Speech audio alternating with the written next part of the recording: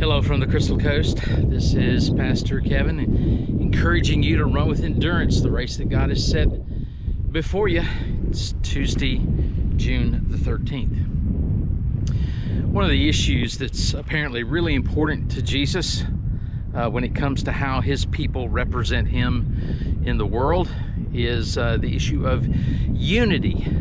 Unity is not something that we actually create in the church. It's something that we're called to protect. It's our job to maintain the unity that the Spirit creates with the kind of love that draws us together. And one of the things I've noticed through the years is that it's really hard to do that when you're just not clear on what exactly we're to be unified around. What is it?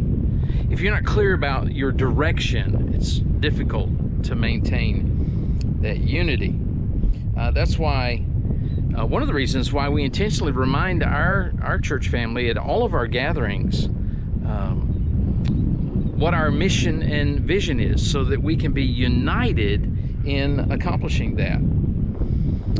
There came a time in the early church where their unity seemed like it was about to be dashed, and it had to do with the inclusion of Gentile believers. And when it finally came to the attention of the church leaders in Jerusalem, I wanted to just share with you the statement that James made in Acts chapter 15. He says, "Therefore my judgment is that we should not trouble those of the Gentiles who turn to God, but should write to them to abstain from the things polluted by idols, and from sexual immorality, and from what has been strangled, and from blood." And then it says, Luke records, "It seemed good to the apostles and the elders with the whole church to choose men from among them to send them to Antioch with Paul and Barnabas." So here is church leaders saying, here's the direction that we are going.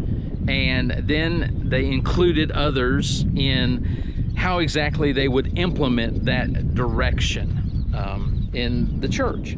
And the reason I mention this today is because we recently had an elder council and ministry staff gathering, off-site meeting.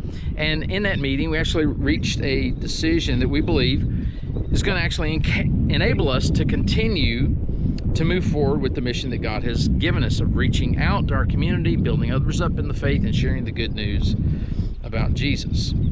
And so I wanted to share that with you today as we think about how we're going to be implementing that.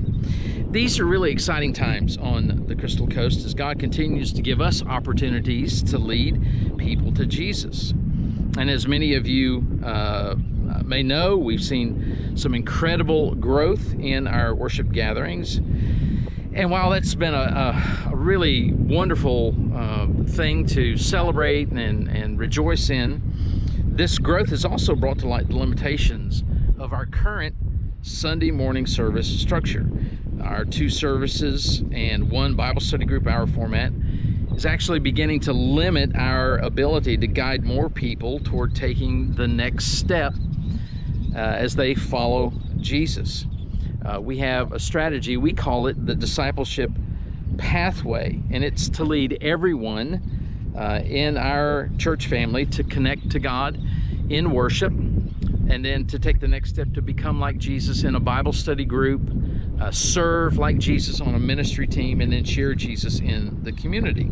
And so to continue to guide people along this discipleship pathway, our elders and leadership have found it necessary to add an additional worship gathering to our Sunday morning worship experience.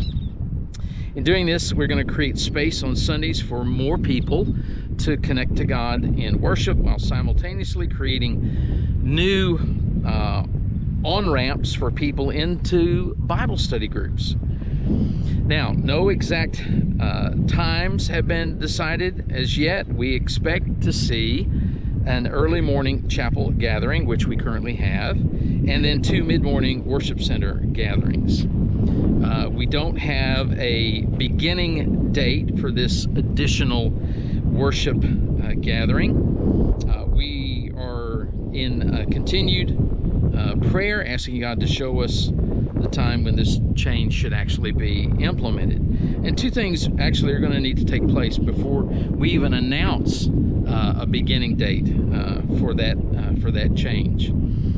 First, we'll be monitoring our attendance in our worship center gathering for when it consistently begins to go over that 80% capacity mark. That's one of our benchmarks. And then second, we're going to begin to recruit new volunteers to fill out the needs that this addition will require, this increase with the addition of a worship gathering and a Bible study hour. And so when we find that we've reached actually recruiting at least 50% of the volunteers that we will need, then we'll know it's time to announce the date for this change. We're so thankful for this opportunity that God is presenting before us, and we ask that you, our church family and friends, would begin to pray alongside our elders, our pastors, our staff, and leadership as more details of the plan become concrete.